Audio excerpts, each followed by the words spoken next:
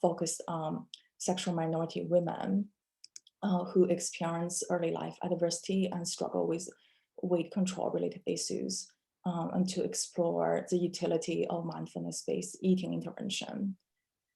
So these are sort of broadly the question of if it is it relevant?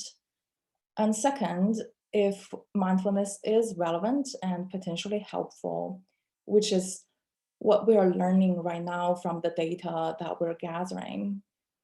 There are already evidence-based, mindfulness-based interventions, such as mindfulness-based stress reduction. Do these interventions need to be adapted for LGBTQ folks? And if so, what are the areas for adaptation? If the adaptation is needed, what may be some of the principles of mindfulness-based interventions concerning LGBTQ people? And third, which we'll learn more in future trials, if in future trials that will be conducted, does it work? Does it offer these health benefits that we think it could offer, whether it's mental health or on a more physiological level, stress response in the body? And if it works, how does it work? Does it work better for some folks than others? And if it's effective, especially since mindfulness is something that's so accessible these days, how can we better engage people to practice it and perhaps partner with our wonderful community organization and other stakeholders to allow it to benefit more people and the communities at large? Mm. So segueing into what your questions are, we know that mindfulness is being touted as the cure-all for everything now, correct? When we're looking at mindfulness, and it really has a broad description of what it is. But looking at that, how it's touted for everything, how might this mindfulness practice specifically address issues that are relevant to the sexual and gender minorities that you research? Yeah, I feel I can talk about that for hours because we're gathering really rich data from the work that our lab's doing. And we're learning that, mindfulness practice can be relevant and can be beneficial for LGBTQ folks in at least several aspects. One is that, mindfulness could potentially disrupt the way that we internalize stigma. So one of the ways that the stigma gets under people's skin is through a process we call internalization. Living in a heteronormative society, LGBTQ people might internalize messages about themselves being less than, or not being normal, not being enough, not belong.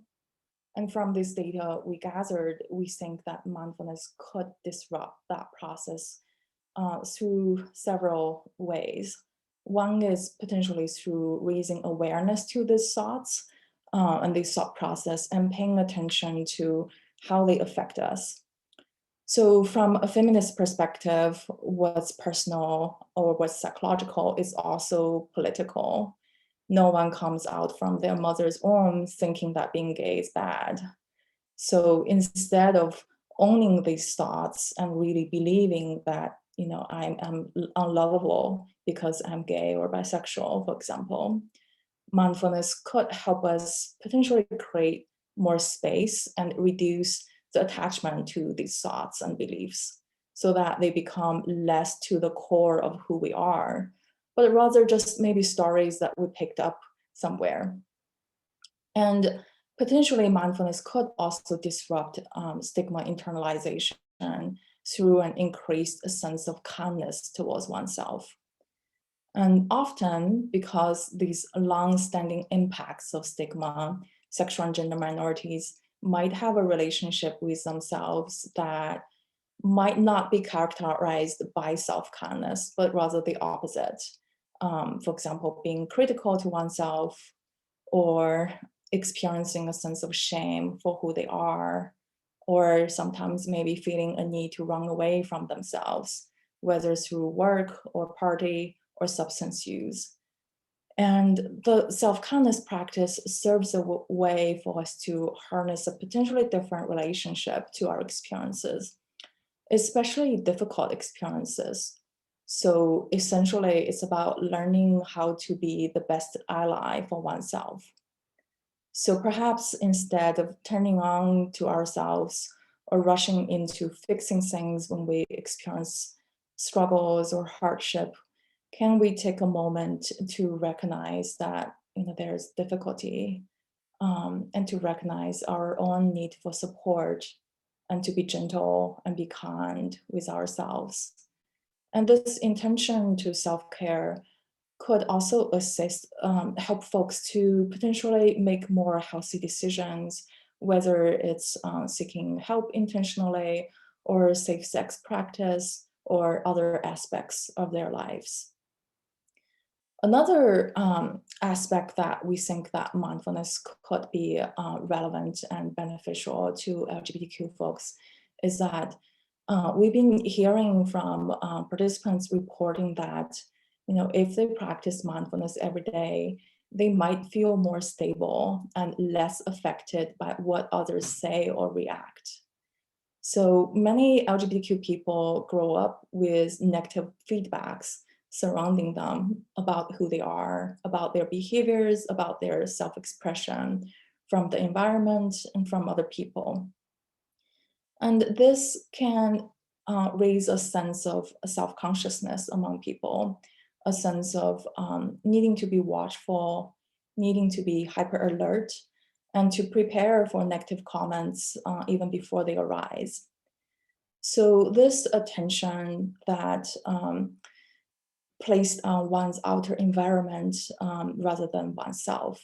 And of course, so if this becomes a pattern that we endorse, something that we practice over and over, paying more attention to outer side environment, then we're also less likely to be in touch with our own experiences because we spend most of the energy trying to pay attention and prepare for what could go wrong in the environment. And also we're also more likely to be affected by the environment's feedback, even though the underlying logic is that by preparing for it, then we're less likely to be affected. So the practice of mindfulness offers a way for people to potentially stay in touch with themselves and their own needs and wants. And it's remarkable that even with a 5 or 10 minute breathing exercise, or even with 3 deep breaths that you just led to us, or a brief body scan, folks report feeling more stable. And so adding on that sense of stability, and from the practice of visiting one's mind and gaining more self-awareness and self-knowledge, this can promote a sense of being in touch with one's authentic experience. We know that authenticity is something really important to LGBTQ people. A lot of the struggles are related to being refrained from living an authentic life. So if mindfulness could promote this sense of authenticity, living as who you are and loving oneself as who you are, this can be really significant. And another aspect that I'll just briefly touch on that we think mindfulness could be helpful is with emotion regulation. So emotion regulation under the bigger umbrella of self-regulation is considered as a key mechanism of how we think mindfulness works. And for many LGBTQ folks, emotional avoidance, as well as sometimes feeling overwhelmed or taken away by one's emotions, are quite common experiences.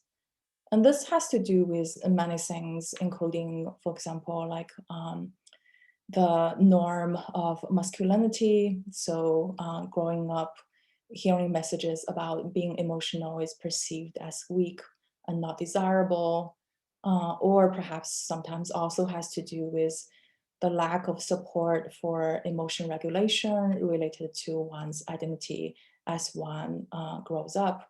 So that individuals might have not really learned how to cope with emotions in healthy ways. instead of avoiding them or losing control over them. And so mindfulness could be helpful in this process for similar reasons that we discussed, such as becoming aware of, when we're triggered, becoming aware of the rise of emotions and the body sensations that comes with it, allowing space and perhaps even acceptance of emotions instead of trying to avoid or suppress them. Thank you. So I heard you use the word practice a few times, and I know that word is so important because it is a practice. It is something that you get better and better with. But you also stated it's a simple breath sometimes, as we all know, can really stop and change things, change a direction of feeling. So knowing that there are some challenges to continuing the practice of mindfulness, what do you see as any, if you see any, or what do you see as the challenges or possible pitfalls for using mindfulness in this way in Yeah, this community? yeah, thanks for asking that. I think that is such important and really great both research and clinical questions that we should be asking with mindfulness practice and also with other types of practices with especially concerning marginalized communities. So this is something that we've been intentional in asking in our research early in, for example, developing interventions like how can we avoid doing harm? What are some of the potential what we call like adverse effects that we should be paying attention to as people are experimenting with these mindfulness practices. Something we're learning, so I think some of the things we're learning applies broadly to communities who historically experienced marginalization trauma, and some are like more specific to LGBTQ folks. The common sort of thread is that, at least for some aspects of potential pitfalls or challenges, is that self-awareness is not always pleasant. Even though we could or tend to think or have this perception that mindfulness is about something that's relaxing, something that's enjoyable and pleasant. But if, for example, if we haven't learned or if we have a pattern to be really running away from our thoughts, and when we really sit down, the thoughts can feel overwhelming, especially if the thoughts are, if there are a lot of negative self-talks going on. And if our pattern is to do something else to distract ourselves. But in mindfulness practice, we're sort of asking people to become aware of them as we pay attention to what's going on in this moment, including our thoughts. Another aspect related to self-awareness is something related to the body and the use of body scan. And sometimes a sense of discomfort with the body scan. And I think there are potential two layers to this. One is related to body image related issues within the queer community. We've been hearing this, especially from folks of color. There's often, body politics within the queer community. And sometimes by paying attention to one's body, people might be reminded about sort of how they might not fit with their LGBTQ community in terms of an image of, for example, not being a fit white guy, white gay man, but instead they are, for example, a larger Black gay person, just as an example. And so by paying attention to the body and sometimes, naming body parts, people sometimes the thoughts related to their body and body image could arise, which I think in traditional body scan are not really equipped to address those issues. So that's like potential one area for adaptation and paying attention to. Another layer related to body-related discomfort.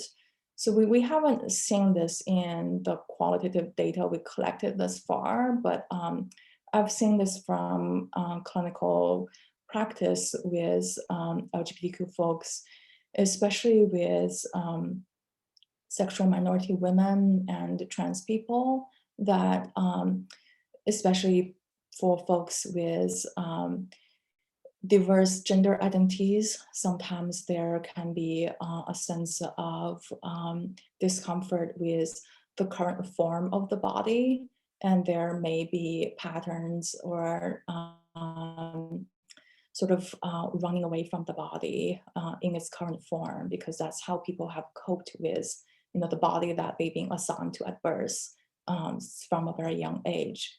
So I think those are sort of two different issues, the body image as well as potential body dysphoria, and they might require different attending and nuanced intervention to them. And also, just with any interventions, there's always limitations.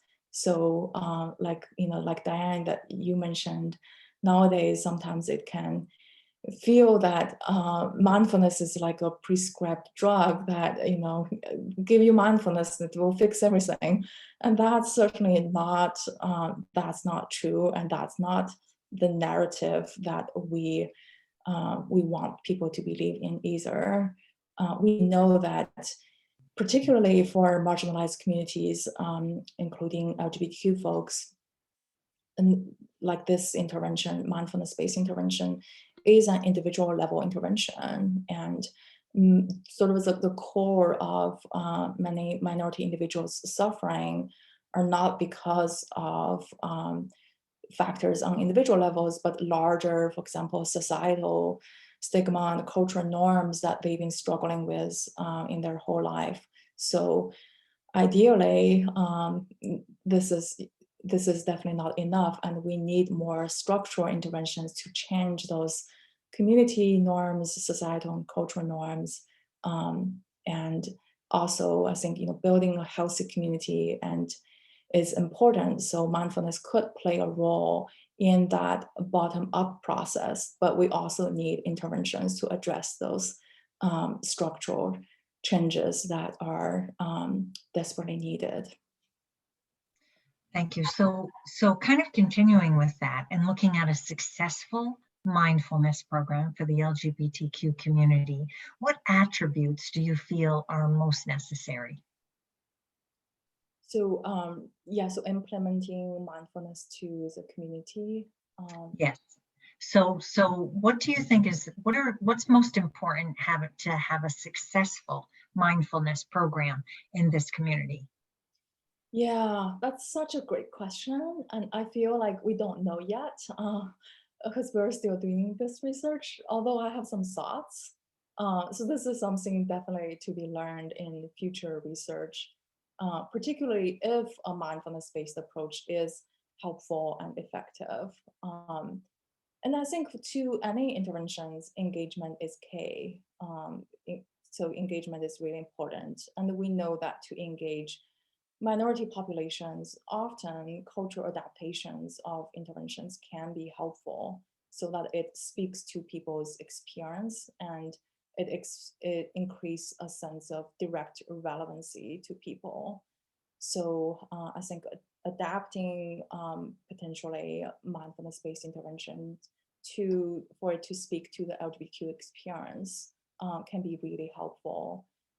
And promoting a resilience-based perspective and focusing on these resilient resources that people already have, and we are here to promote rather than to fix people.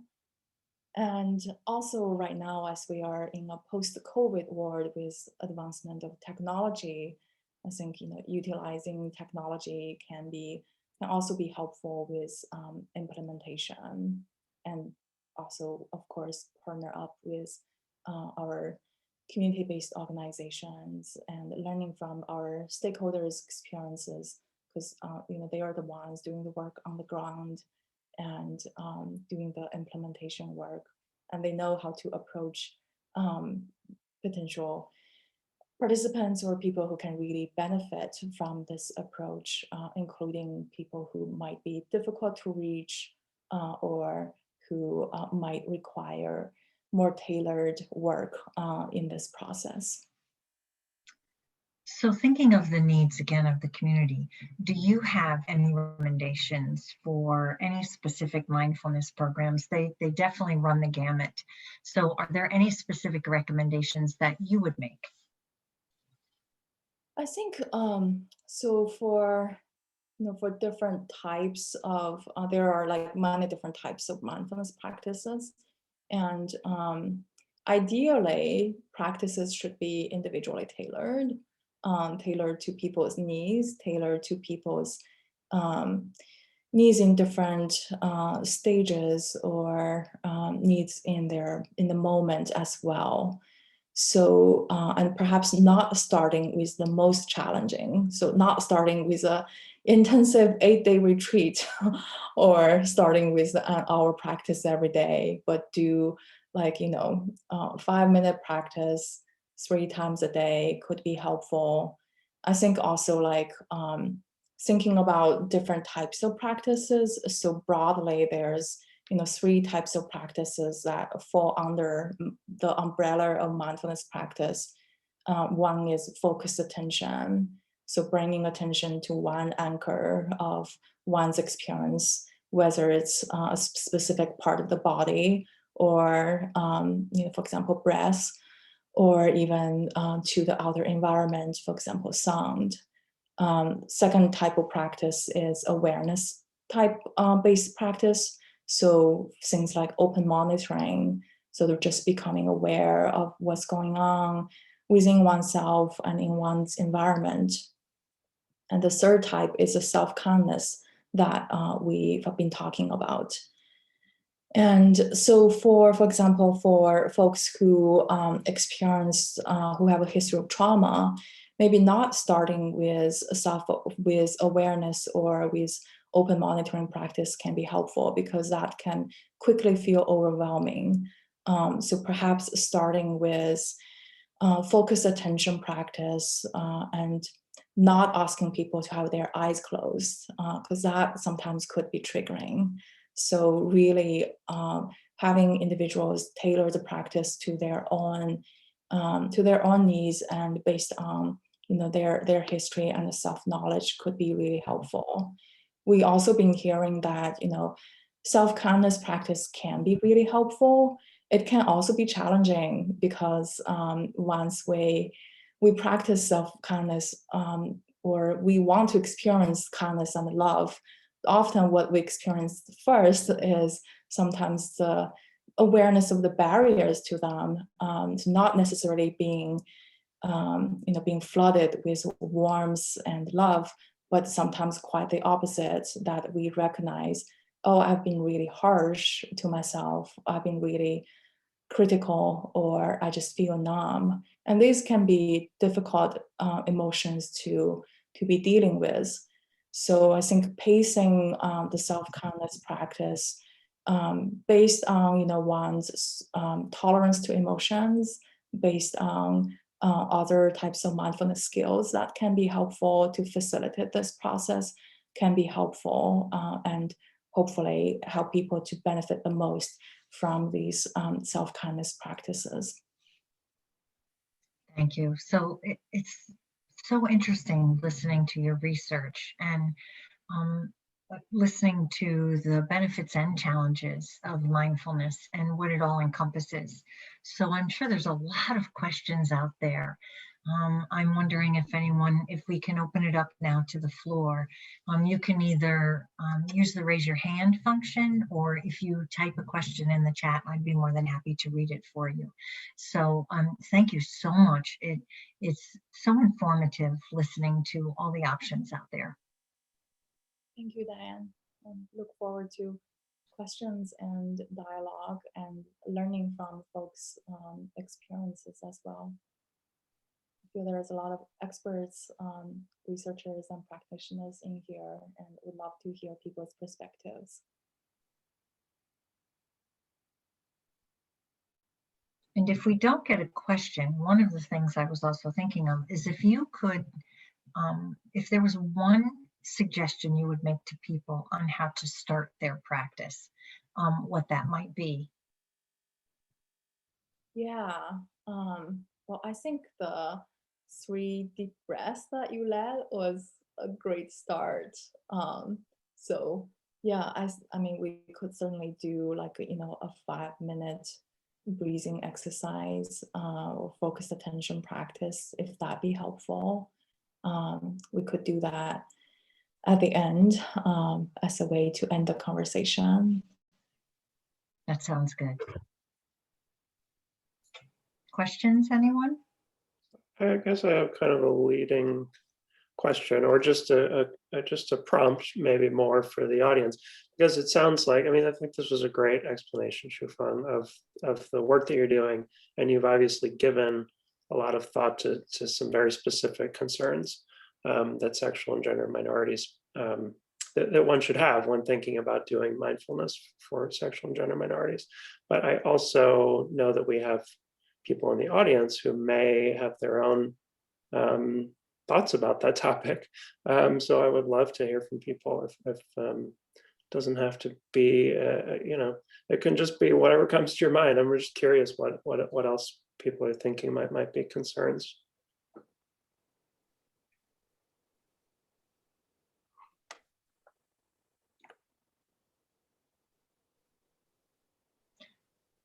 So it is interesting. I've been running mindfulness practice for many, many years. And when I was listening to you talk, Shufang, I was hearing the things that I hear over and over again in my groups. That, when you first start out doing this, you always tell people, close your eyes, and then you realize that that's not comfortable for everyone, or doing a body scan isn't comfortable, as you were saying, for everyone. And it's really important to know your audience, really important to understand their limits and their challenges. Anyone agree, or does anyone face that when they're working with different groups?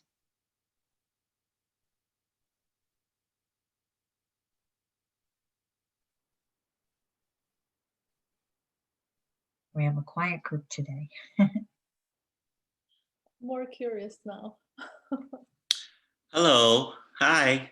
Hi. Thank you so much for, this conversation and your thoughts on mindfulness for LGBTQ communities. It's very helpful for me as I tackle this work with Black sexual minority men in particular. A lot of my work integrates religion and spirituality, and in talking about mind-body interventions, a lot of the things that you were discussing around this sense of authenticity and self-compassion, so on and so forth, is it sounds like a lot of the stuff I've been hearing around spirituality for Black sexual minority men in particular. I'm just wondering if spirituality and religion are components coming up in your work. Yeah, that's very keen observation, and that's something that we've been paying attention to as well in our data collection. We did have participants telling us that sometimes they are reminded of potential just similarities between mindfulness practice and other types of religious practice, or at least it could appear that way.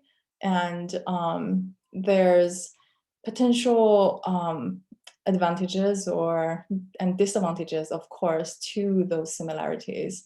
And of course, we know that mindfulness practice first is originated from it has a Buddhist root and has some similarities to things like prayers in Christian practices. So of course it could remind people of these spiritual experiences. And one tricky piece, particularly concerning LGBTQ community, is that people have different history with religion. And sometimes that can be really negative. Sometimes that can be a mix of negative and positive relationships. And people are also can have different sort of distance from religious practice or religious community in general based on their past experiences. So we want to be careful in terms of providing the intervention and not making it something that's, potentially triggering in terms of bad religious practices or experiences that people had in the past. But perhaps there's ways of recognizing those common resilience factors that are or have been highlighted by different religious or spiritual traditions, whether it's self-compassion, it's a sense of community or authenticity.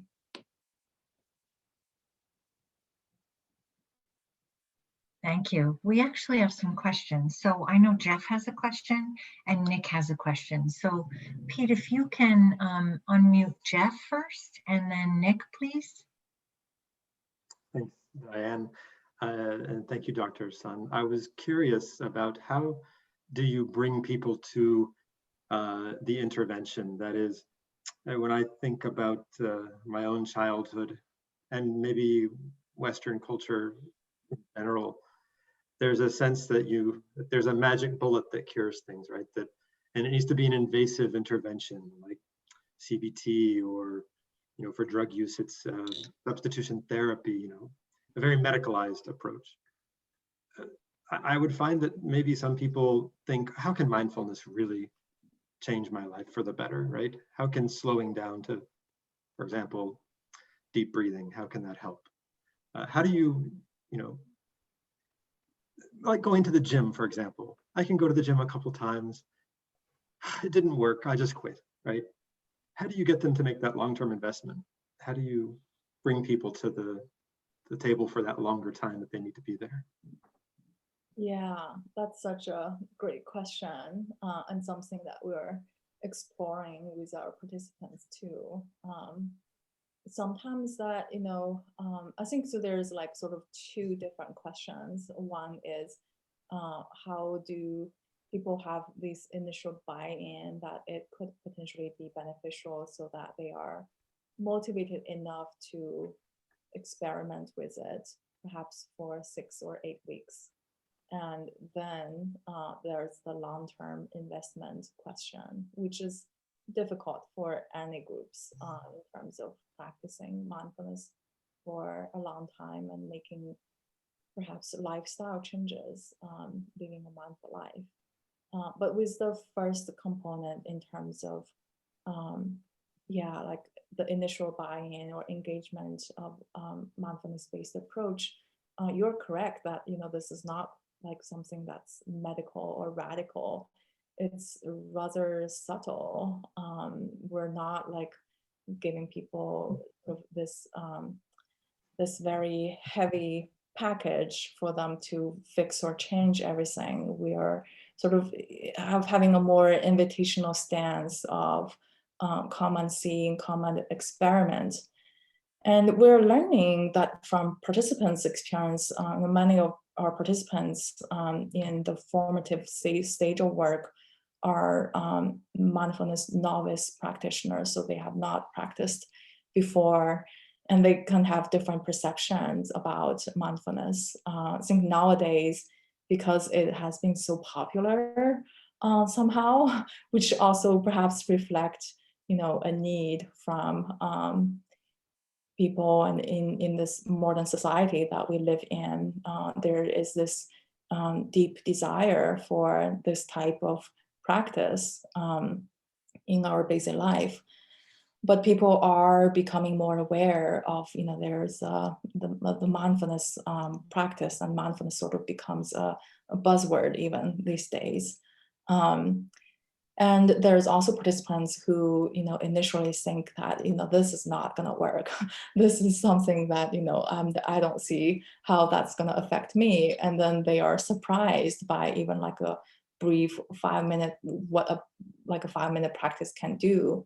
So that sort of opens more doors for exploration of perhaps longer or more intensive engagement. But that's such a great question. I think especially for LGBTQ folks, I think that again, engagement is key. And if there are ways of speaking to people's experiences and connecting mindfulness and its potential benefits with LGBTQ experience, then we're more likely to invite people to try. And I think that with any psychological interventions, one intervention does not fit all, like one size does not fit all. Not everyone's going to benefit from it. And that's the beauty of, having diverse approaches, whether it's CBT or psychodynamic or mindfulness-based approaches, so that we can give people these options, and there are choices in terms of what might work the best for different people. Thank you. So I know that Nick had a question, but I had a few questions in the chat. So one is a comment from Melanie. I think having more options than body scan is a great way to make mindfulness and meditation more accessible for working with people with certain disabilities. Absolutely. And it's even, I think, the way you do body scans. Mm-hmm. Another question though is, are there things to get, and this is from Will, are there things to consider while working with people who are neurodivergent? Mm-hmm. Yeah, I mean, this is not my area of research. Okay. I want to err on the side of caution and not giving too much suggestions. Okay. But I would definitely agree that there needs to be specific considerations for neurodivergent people. Okay. And from Luca, thank you for that. From Luca, are there specific intersections within queer folks' identities that indicate more positive or negative responses to mindfulness interventions? Yeah, perhaps. And I think that's something that, we're exploring, and we don't know yet. I think, Jonathan was speaking to, your experience of working with Black sexual minorities, and sometimes that people's affiliation or their connection with, for example, their religious community, if the community is supportive, could be a source of strength and a source of familiarity for people when they start to practice mindfulness, or perhaps that for some folks, for example, like sometimes people of color in their own community could experience also stronger, depending on the community and the specific family, of course, homophobia. And sometimes that dual minority status can be, also a source of a sense of disadvantage, or having extra or added stress in their life. And I think depending on how all these factors play out, we could see more positive or negative, and perhaps both types of responses to mindfulness-based interventions. I think also that when we consider mindfulness intervention as, if we don't consider it from a psychological perspective, but consider it from a cultural phenomena, this has been something that's increasingly becoming popular in the West, and especially among white middle-class folks. So there can be this perception that mindfulness is a privileged white people thing that can sometimes discourage people of color from engaging with it, or making the benefit from it. And we also been hearing suggestions from folks of color in our qualitative phase of research that sometimes people might not feel safe in the same group with a queer community that is predominantly white. And so that's also something to consider, do we want a group format? Could that be potentially inviting more stress, or could that be triggering for folks of color, or can we create a safe group space that that is safe and inviting and inclusive for everyone. So I think all these are factors to consider in their intervention, and we're definitely are learning from queer folks with intersectional identities, and hopefully, I think with any interventions need to be individually tailored. So that's something that's when in the intervention phase, something that we'll need to pay attention to and gather feedback from individuals as well.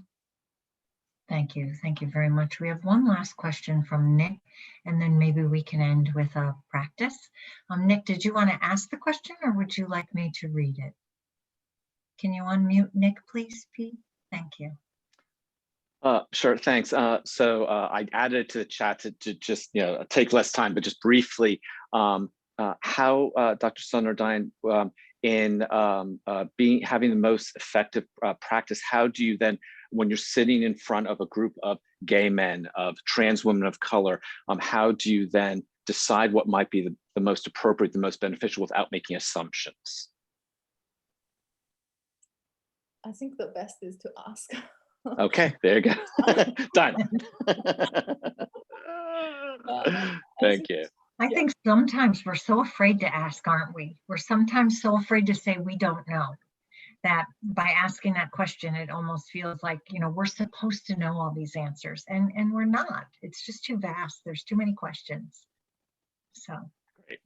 I feel as a researcher and also psychologist, I've just learned so much when I say to participants, we don't know, we're trying to find out, and you're here to help us because you are an expert in your own experience and in your community's experience.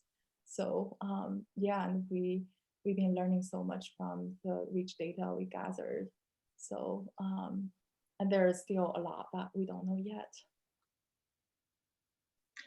this was wonderful. I know that I learned so much, and I so appreciate being part of this. And I know we all appreciate your time. There's a few minutes left. I don't know if you wanted to lead in a practice, or if there's something that had the best way to end. Mm-hmm. Yeah, I see there's a question from Dan that I don't want to ignore. Did I miss one? I'm sorry. And I think Dan asked a question of non-self. Do you want to speak more about it, Dan, or? No, I mean, I think what I wrote there kind of summarizes my question, because there is this sort of idea in traditional mindfulness practice that like one of the goals is to gain insight into non-self and sort of to break down like the idea of like having an identity. And it's very complicated, so, and I don't necessarily understand it fully, so I don't want to oversimplify, but I was hoping to get sort of your take on how this sort of idea plays into tailoring an intervention for like identity-based groups. Mm-hmm. Yeah.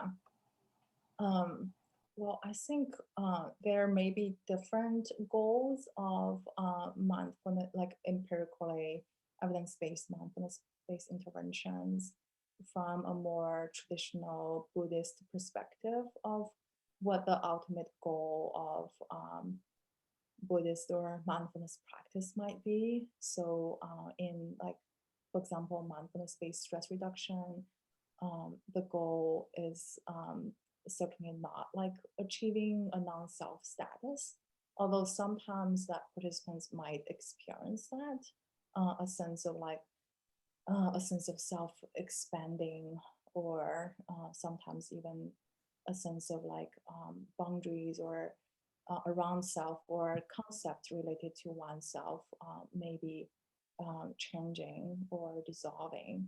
And that can be really a positive experience, or sometimes can be a really negative and traumatic experience based on people's trauma history, based on their relationship with self.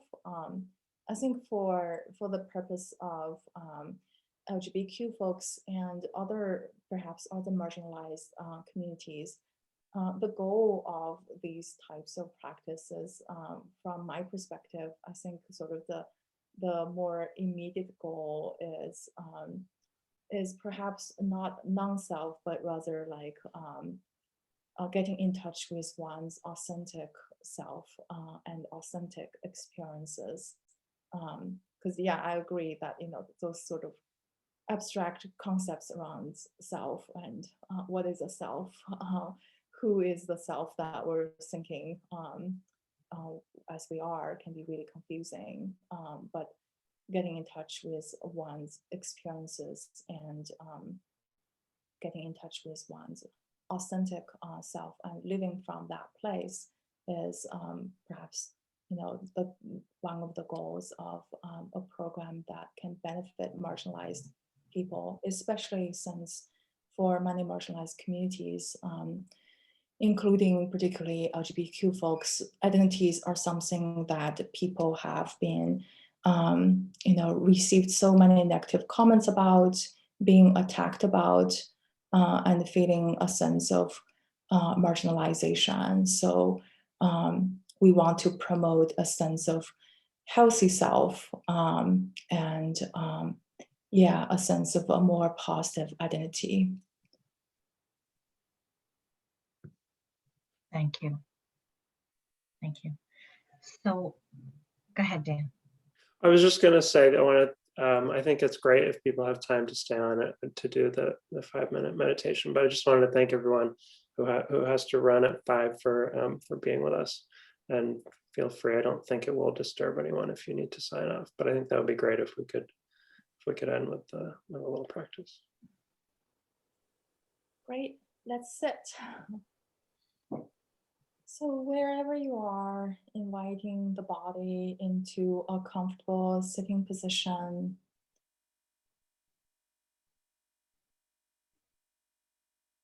You could either close your eyes or gaze down, whichever feels most comfortable to you.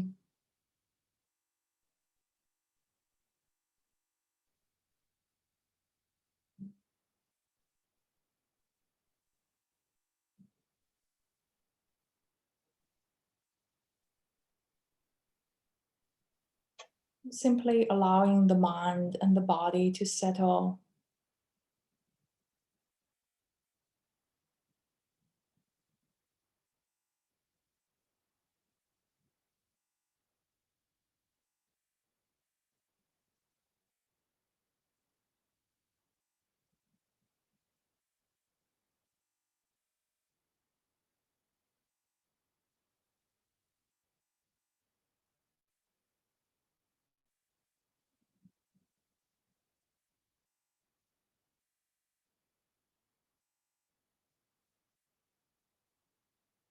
Perhaps paying attention to the breath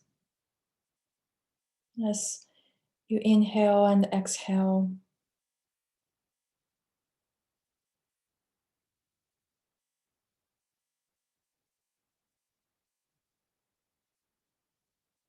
Or another part of the body or the sound.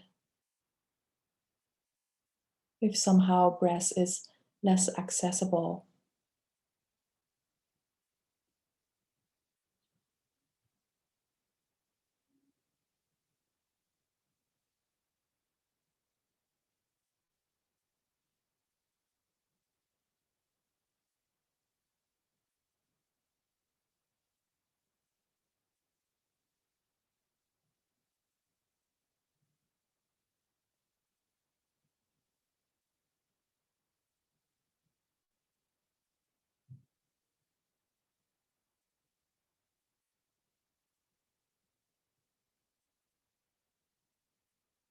It's common for the mind to wander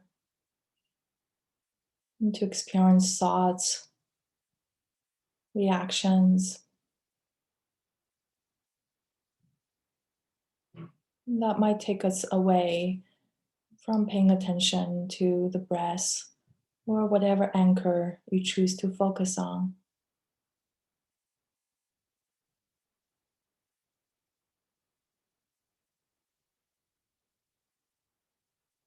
And so if that happens, simply knowing that that is normal and common, and to gently and non-judgmentally bringing the attention back to the anchor point of your choice.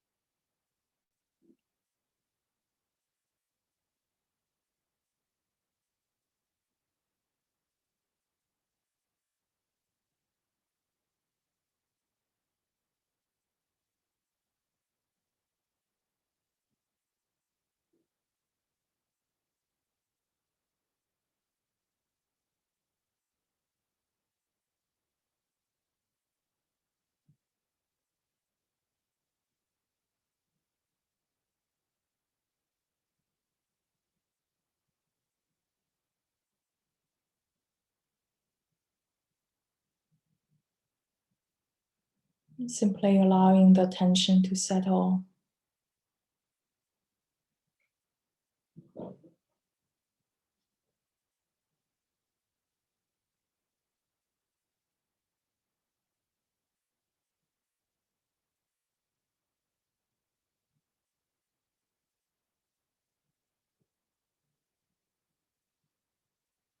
And to really be here with whatever the experience is,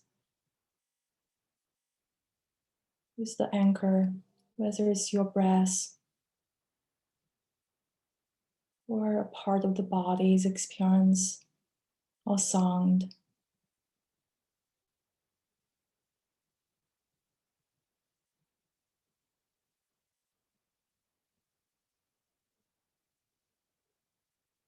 And as we come to an end of the practice, perhaps sending a message of self-appreciation for being here, and for committing this time for self-care and experimenting with it.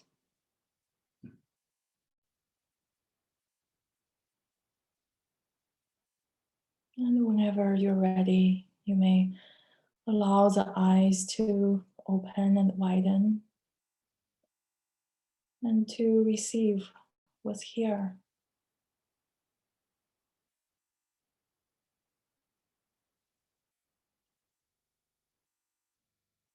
Thank you, everyone. Thanks so much. Thank you.